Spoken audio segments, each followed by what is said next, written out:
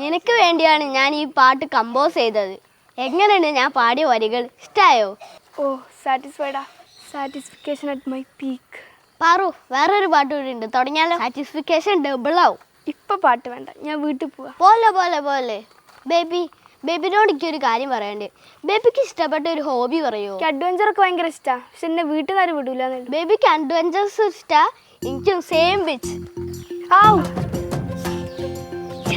നമ്മൾ രണ്ടാൾക്കൂടി ചേർന്ന് ഭയങ്കര ലൈഫായിരിക്കും. ഭയങ്കര എന്ന് വെച്ചാൽ ഭയങ്കര കളർഫുൾ ആയിട്ടുള്ള ലൈഫ്.